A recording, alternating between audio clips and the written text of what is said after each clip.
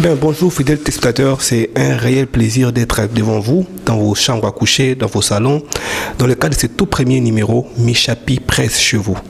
Alors cette fois c'est la différence parce que la presse qui vient vers vous, dans vos bureaux, dans vos entreprises, nous serons là partout avec vous. Désormais, nous sommes là pour vous accompagner. À la présentation, c'est les tontons et les tontons de tout le monde. Je dis déjà merci au PDG Adela pour l'opportunité et bienvenue dans votre émission Michapi presse chez vous. Alors ce matin, je reçois pour vous un homme de Dieu, un pasteur, le révérend pasteur d'une église, lui-même va se présenter. Nous allons parler d'un thème très intéressant, un thème qui fait vraiment flot, un thème en tout cas, je peux dire, qui dérange l'actuel, mais un thème aussi qui fait actualité. Nous allons parler du remariage, mais précisément, nous allons parler du remariage et du divorce. Je crois que nous avons resté pour vous un pasteur. Il sera mieux placé pour nous expliquer c'est quoi les mariages, c'est quoi les remariages, c'est quoi les divorces et qu'est-ce qui peut causer tous ces genres de choses. Déjà, très rapidement, je reçois pour vous votre très cher invité. Bonjour révérend. Bonjour tonton Eli. J'aimerais que vous vous présentez vous-même. En tout cas, je suis très heureux d'abord d'être invité à cette émission. Et je suis le révérend pasteur Paul Steve Ndoïté. Je suis le pasteur principal à l'église Les Rachetés des Dieux au niveau de Mongafula. Et en tout cas, je peux dire ça. Et je vais répondre à vos questions. Je crois que je vais approfondir aussi pour qu'on me connaisse aussi. Pasteur, déjà pour moi c'est une très grande joie de vous recevoir sur ce plateau. Là c'est la presse, je Michapi presse chez vous. Donc nous sommes là vraiment pour parler de l'actualité et décrypter les informations. Pasteur, aujourd'hui vous êtes là pour parler d'une information très importante et d'un sujet, je peux dire l'un des sujets centraux de la vie. Le mariage et principalement nous allons parler sur le remariage et le divorce. Déjà, par définition, qu'attendez-vous par le mariage? Ou comment définissez-vous le mariage? Le mariage, c'est l'union de deux personnes de sexe opposés poursuivant un objectif divin. Parce que le mariage, c'est une institution divine. C'est Dieu qui a institué le mariage. Et nous voyons aujourd'hui, je sais comme vous venez de le dire aujourd'hui, nous voyons beaucoup de pratiques qui n'honorent pas la parole de Dieu et qui ne sont pas dans la volonté de Dieu selon les mariages. Parce que comme je vous ai dit, le mariage c'est une union d'abord entre deux personnes de sexe opposé. Ça c'est le mariage selon la pensée de Dieu. Et ces personnes-là poursuivent aussi un objectif divin. Parce que c'est Dieu qui a mis ensemble l'homme et la femme. Et quand il les a mis ensemble, c'est pour qu'ils puissent accomplir ce que lui, le créateur, ce que lui, l'auteur du mariage, cherche, veut. Donc c'est ça en réalité les mariages. Alors quand vous parlez du mariage, vous dites que c'est l'union de deux personnes de sexe opposé. Oui. Donc ça c'est, pour les homosexuels, ce n'est pas le mariage après vous. Bon, ici, tonton Eli, je peux d'abord affirmer que nous sommes enfants de Dieu. Vous m'avez reçu comme pasteur. Donc nous sommes chrétiens. Chrétiens. Donc quand je parle de mariage ou quand je parle d'un autre sujet, ça sera toujours à la lumière de la parole de Dieu. Ce qui n'est pas conforme à la parole de Dieu, pour moi, je ne considère pas. Et les mariages homosexuels, pour moi, ce n'est pas un mariage biblique. Ce n'est pas du tout un mariage que moi, je peux considérer comme tel. Donc, pour moi, ça, c'est un autre débat et ce n'est pas un mariage. Ça, ce n'est pas un mariage. Le mariage, c'est une union de deux personnes de sexe opposé. Ça, c'est le modèle de la Bible. Alors, pasteur, très rapidement, nous allons essayer un peu de décrypter ces sujets. Les remariages et les divorces.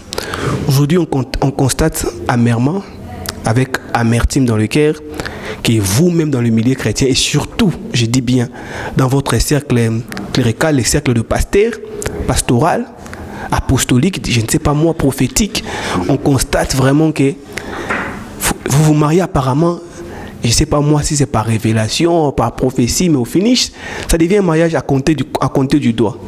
Dites-moi un peu, qu'est-ce qui peut faire dire? D'abord, vous êtes marié, êtes-vous marié? Oui. Quand vous parlez du mariage, je pense que vous l'êtes vous-même. Oui, je suis marié depuis 6 ans maintenant. Ah, là, on est rassuré quand même qu'on parle avec quelqu'un qui a l'expérience dans ce domaine.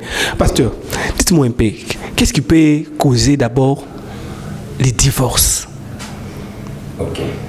Bon, je vais d'abord parler des divorces selon la parole de Dieu. Et puis, je vais essayer d'aborder aussi les divorces dans les sens ou dans les contextes que nous constatons aujourd'hui.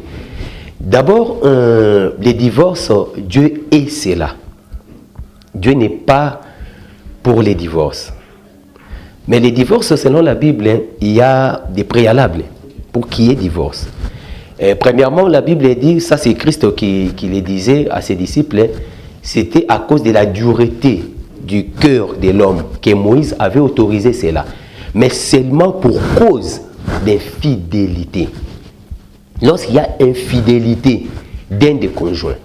Mais ici, quand nous parlons de ça ici, et ces versets-là, ça concernait beaucoup plus l'Israël.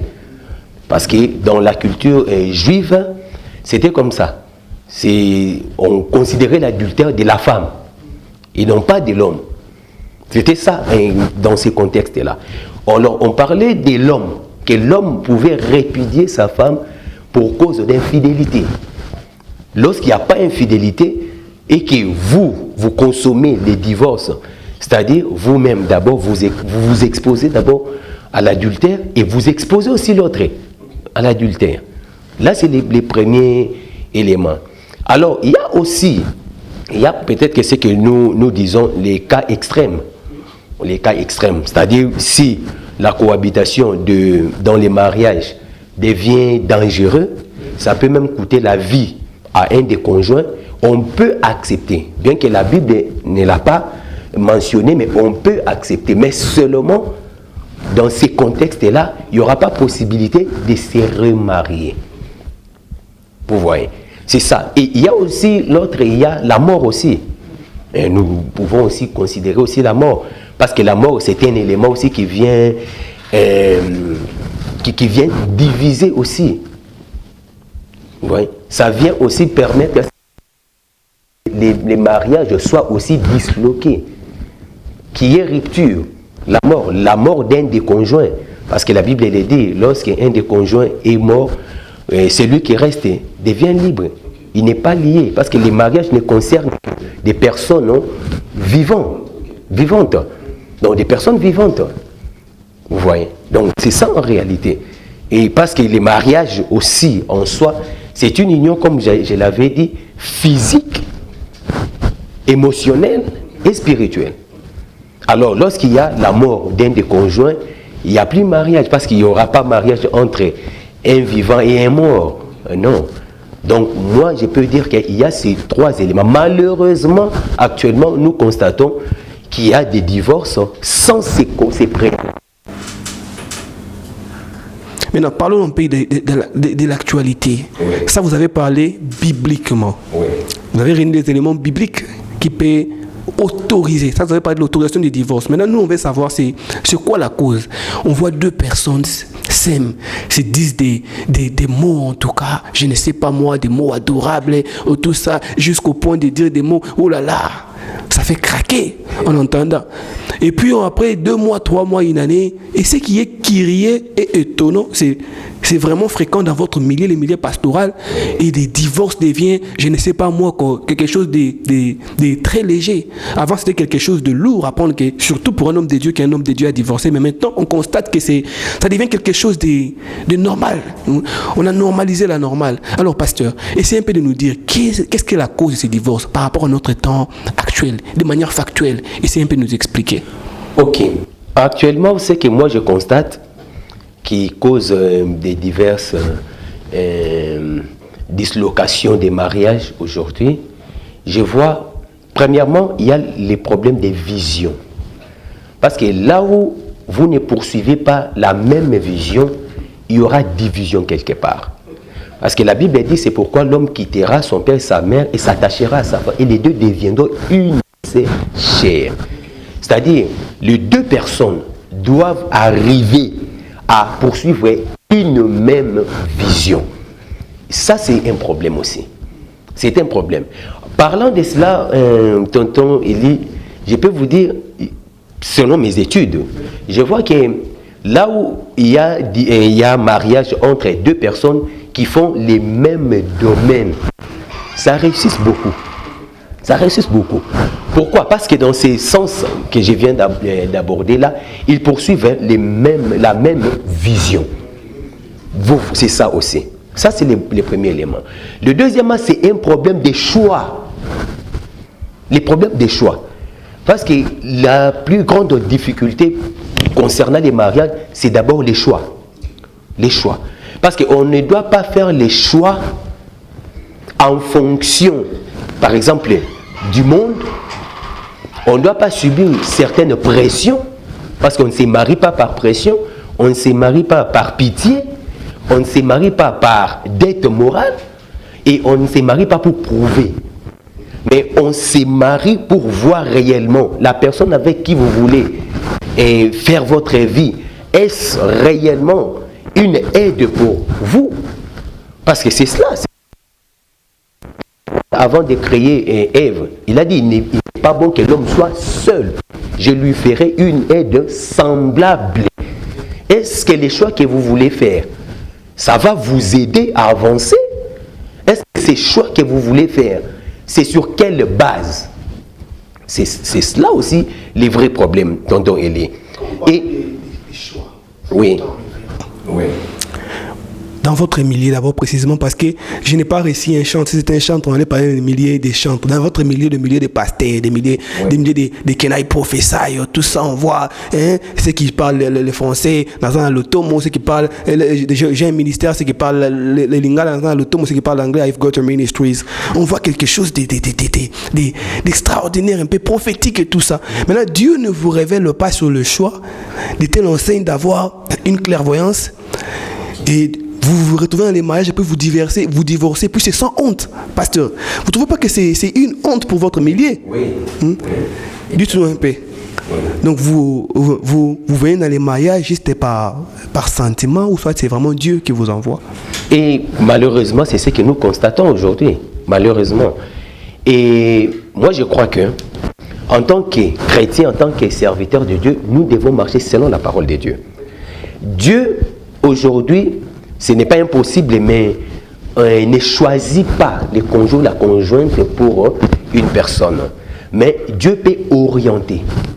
Il peut orienter. C'est comme nous voyons Abraham, quand il s'agissait de chercher une femme pour son fils Isaac, il a envoyé son serviteur. Il a dit, l'Éternel va t'accompagner. Il va t'aider à faire un bon choix, à rencontrer une bonne femme pour mon fils. C'est ça. Ce que nous devons demander au Seigneur, c'est de nous accompagner, de nous permettre d'avoir les discernements, de comprendre réellement les critères, de comprendre réellement ce qu'est la personne qu'on veut choisir. Ça, c'est les premiers éléments. Mais aujourd'hui, dans les milieux spirituels, comme vous dites, même dans les ministères chez les hommes de Dieu, nous voyons souvent, il y a des raisons qu'on donne. Ce n'est pas la femme du ministère, ce n'est pas la femme du ministère. Mais ça c'est ce que moi j'ai dit. Attention, tonton Élie, dire cela, pour moi, c'est comme un alibi. Ce n'est pas sérieux, c'est une aberration. C'est une aberration. Vous voyez? Parce que dans les mariages, comme la Bible le dit, et la Bible ne permet que lorsqu'il y a infidélité. Et avant même que vous ayez choisi la personne, cette personne-là, cette femme-là, est-ce que vous n'avez pas su qu'un jour vous serez serviteur de Dieu? Est-ce que vous ne l'avez pas su? Vous voyez? Parce qu'aujourd'hui, ceux qui font cela, c'est mon point de vue. Ceux qui font cela, premièrement, ce ne sont pas vraiment des serviteurs de Dieu. Parce qu'un serviteur de Dieu qui s'est dit serviteur de Dieu, il doit s'identifier à la parole de Dieu. Il doit accomplir la parole de Dieu. Mais quand on divorce sans pour autant suivre ce que la parole de Dieu nous demande, ce que la parole de Dieu nous dit, donc vous n'êtes pas serviteur de Dieu. S'il y a un problème, parce qu'aujourd'hui, c'est comme je venais de dire, ce n'est pas la femme du ministère. Et vous avez compris qu'il y a quand même des manquements. Qu'est-ce que vous allez faire? Mais aidez votre femme. Aidez. Qu'est-ce qu'elle manque pour qu'elle devienne la femme du ministère? Aidez-la. Aidez-la. C'est cela aussi les problèmes. Et la Bible dit, les tontons Élie, on reconnaît l'arbre par ses fruits. Donc, dans les milieux où vous constatez ces choses-là, chez les serviteurs de qui vous constatez cela, vous devez comprendre quelle sorte de serviteurs ils sont. Ça c'est normal. Ça c'est normal. Parce qu'on doit lire en nous la parole de Dieu. Et quand on ne lit pas la parole de Dieu, ou notre vie ne confirme pas la parole de Dieu, ne prêche pas Christ, ne prêche pas ce que la Bible dit, là nous devenons qui? Pasteur, vous avez soulevé un point très important. Oui. Parlons de choix, que non, il faut faire un bon choix bien avant. Ce sont des prérequis pour éviter, ce sont des prérequis qui causent le divorce, tout ça, quand il y a un mauvais choix. Maintenant, moi, je vais un peu savoir, soyons un peu réels. Il y a mon grand-père de mémoire qui me disait, à leur époque, parce que lui, il a eu la chance d'étudier, il est de la génération de Mobutu, à leur époque, le choix pour ceux qui étaient des intellectuels, c'était... On vous prend des filles de lycée, comme ça on met devant vous et vous regardez, tu regardes comme ça attentivement, tu fais la ronde et puis tu regardes la femme que tu vas apprécier, tu prends et curieusement, il a choisi sa femme comme ça, qui est ma grand-mère. Ils ont fini la vie ensemble, il n'a pas connu d'autres femmes, il a été marié jusqu'à la fin de sa vie, il a vécu avec une seule femme partout où il a marché. Maintenant, vous qui avez le Saint-Esprit, vous qui parlez de choix, de lait, de tout ça, nan, je suis chrétien aussi, mais je veux que nous soyons réels pour aider les autres à comprendre un peu quand vous parlez des choix que Dieu révèle et tout ça. Comment Dieu peut révéler à quelqu'un qui est son conjoint, en fait, quels sont les signes clairs, en fait. Il y a au moins des signes qui peuvent quand même comprendre que non, ça c'est Dieu vraiment. Vous en avez une église, le prophète n'a pas dit que la vie n'a pas fois pembe azaboye tout ça. Bon, en tout cas, c'est une très bonne question, tonton Eli. Bon, ce que je voulais d'abord préciser, moi je ne suis pas vraiment d'avis de ceux qui croient que Dieu doit choisir pour eux le conjoint ou la conjointe. Non. Pourquoi je l'ai dit? Vous savez, lors de la création, la Bible dit tout ce que Dieu avait créé. Après l'avoir créé, il voyait, il regardait, il observait, il voyait que c'était parfait. C'est-à-dire tout ce que Dieu a créé est parfait. Toutes les personnes qui existent pour Dieu sont parfaites. Vous voyez. Et quand il faut choisir, attention, il y a aussi la personnalité. Chacun a sa personnalité. Chacun a une vision pour sa propre vie. Vous voyez. Chacun a ses qualités et a ses défauts. Vous voyez. Et maintenant, quand il faut choisir, on doit chercher la personne avec qui il y aura compatibilité. Et là où il y aura la dimension physique aussi. Parce que la personne que vous devez choisir doit être une personne qui vous attire aussi. Vous voyez. Elle doit vous attirer aussi physiquement. Donc, c'est-à-dire qu'elle doit avoir certains critères que vous cherchez. Vous voyez. Mais en dehors de cela, il y a aussi l'homme intérieur, c'est-à-dire les comportements aussi. Quel est le comportement de la personne? Est-ce le comportement que la personne a peut vous aider à évoluer, peut vous aider à vous mettre à l'aise et à permettre aussi les bonheurs dans cette union-là? C'est là maintenant les vraies questions. Et pour nous aussi chrétiens, c'est la dimension spirituelle. Parce que quelqu'un qui prie déjà, rassurez-vous qu'il y a beaucoup de choses, des mauvaises choses qui seront déjà résolues par la parole de Dieu et par sa vie chrétienne, la foi et que la personne confesse. Vous voyez. Donc c'est ça, tonton Eli, en réalité. C'est ça en gros. Essayez un peu d'entrer un peu en détail, pasteur. Vous avez parlé des comportements et tout ça, savoir lier, marier la vision, marier ses visions et tout ça. Bon, maintenant moi je vais savoir un peu, pasteur. Les remariages que nous sommes en train de constater aujourd'hui, que quelqu'un peut divorcer et puis se remarier demain avec beaucoup de bonheur et puis en faisant des bruits et tout ça sur la toile avec ta page et puis ce qui est crié est tellement aberrant. Je peux même dire qu'il s'irige devant nous de manière pétrifiée. On ne sait plus savoir que c'est un homme de Dieu ou soit c'est, je ne sais pas moi. Le remariage devient quelque chose de naturel dans le milieu chrétien. Oui. En fait, dites-moi un peu, quelle est la cause de ces remariages que nous voyons comme ça? La Bible nous dit, dans les derniers temps, les hommes ne voudront plus la vérité. Les hommes s'attacheront à des mensonges, à des évangiles des démons, comme la Bible les dit. Et rassurez-vous que c'est aussi l'un des signes des temps de la fin. Parce que les gens ne suivent plus la vérité. Vous voyez, les gens ne suivent plus la vérité. Or, pour qu'il y ait remariage, il y a aussi des préalables.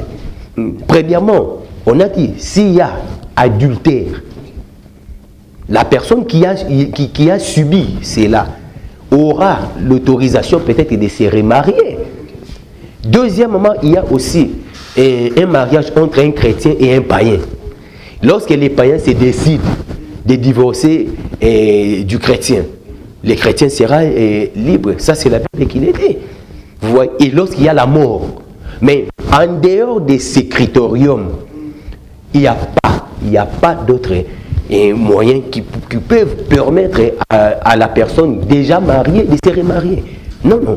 Quand on voit que ça ne marche pas et que vous avez vu que pour votre vie, pour que vous avanciez, il faut que vous divorciez. Restez alors comme cela. Restez comme cela. Travaillez pour le Seigneur. Malheureusement, aujourd'hui, nous voyons des gens divorcer comme ça, alors que leurs anciennes épouses sont encore en vie.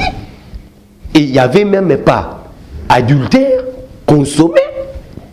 Et directement, et ce n'était pas un mariage entre chrétiens et un païen. Et il y a remariage. C'est cela maintenant la vraie question. Et là, pour répondre, je vous dirais que ce ne sont pas des chrétiens. On peut conclure que ce ne sont pas des chrétiens. Ou carrément, c'est la parole. C'est ça. L'ignorance à la parole de Dieu. L'ignorance à la parole de Dieu. Si nous sommes chrétiens, c'est parce qu'en nous, on doit voir Christ. En nous, on doit voir la parole de Dieu. Mais il y a des gens qui disent non, je me remarie parce que, vous voyez, je suis un homme, j'ai commis des erreurs et tout ça maintenant, j'ai droit à une nouvelle chance. Tout homme, les termes qui est devenu habituel dans les milieux chrétiens, nous sommes à mériter chance, seconde chance. Pasteur, dites-nous un peu. Là, c'est le monde. Là, ce n'est pas la Bible, ce n'est pas la parole de Dieu. Ça, c'est le monde. Et nous ne devons pas nous conformer aux choses du monde. Nous devons nous conformer aux choses de Dieu, aux choses célestes. Vous voyez, c'est cela maintenant le vrai problème. Vous sentez vraiment que le sujet est tellement abondant que le pasteur a vraiment à dire sur ce sujet? Comme vous avez senti, il a expliqué sur le choix, il a vraiment relaté des causes, bien qu'ils ne sauront pas finir ces sujets aujourd'hui, pasteur. C'est tellement abondant. C'est vraiment un sujet très profond. On ne saurait pas vraiment tout dire. Et s'il faut dire un mot pour clôturer par rapport à ça, un conseil pour éviter les divorces, un conseil pour rester stable dans les mariages, qu'est-ce qu'elle pourrait dire aux enfants de Dieu? Ce que je peux dire, tonton Elie, c'est d'abord qu'on fasse des bons choix. Et parlant des choix, il faut tenir compte des critères, de vos critères. On ne choisit pas seulement sur base de l'apparence de la personne, mais aussi sur base de l'apparence. Mais on voit aussi l'intérieur, parce qu'on dit la beauté attire, mais le comportement retient. Ça, c'est très important. Et si on arrivait à faire un bon choix, je crois qu'il n'y aurait pas de divorce comme nous le voyons. Non plus de remariage. Il n'y aura pas de tout ça. Et soyons focalisés sur la parole de Dieu. Parce que ça va nous permettre de marcher sur les traces de Christ. Sur l'évangile que Christ nous a laissé. Et même ici, il faut qu'il y ait remariage, on suivra toujours la parole de Dieu. La parole de Dieu, Sinon, on doit rester comme cela. Parce que quand on a fait déjà un choix, on doit être responsable de ce choix. À cela. Vous voyez, ça c'est vraiment très important. C'est ce que je peux donner comme conseil. Et on ne doit pas se précipiter pour faire un choix ou pour se marier. On ne se marie pas pour prouver, mais on se marie pour la vie. Par rapport à la vision que vous avez. On ne se précipite pas pour faire un choix. En tout cas, c'est Mi-Chapitre presse chez vous. Révérend, un mot de la fin, l'adresse de l'église, numéro de téléphone, comment peut-on vous joindre, adresse email, je ne sais pas moi. L'adresse d'abord de l'église. L'église, c'est l'église des rachetés des dieux. qui est situé sur l'avenue Ndemba 14. Ndemba 14. Ndemba 14, la commune de Selembao. Okay. Mais c'est entre Mongafou et Selembao. Okay. Les quartiers Ngafani. Et nous avons 3 programmes pendant la semaine. Okay. Il y a le mercredi, les vendredis, les dimanches. Le mercredi à 17h30, de 17h30 à 19h45 et les vendredis y compris. Les dimanches de 9h juste à 11h45. Okay. Et mon numéro de contact de téléphone c'est les 082 23 082 23 et 66 okay. 674. Okay. 082 23 66 674. Et ça, c'est bon. Eh bien, fidèles téléspectateurs, c'est tonton, il est tonton de tout le monde. Je ne vais pas vraiment faire la redondance sur ce que le pasteur a dit. Il a été clair comme l'eau claire, dans un verre clair, bien sûr. Alors, pour aujourd'hui, on s'arrête là. Pour ma part, on se voit au prochain numéro. Je souhaite joyeux anniversaire à Maman Philo Tungu Kiala, ma partenaire privée, la femme de fer.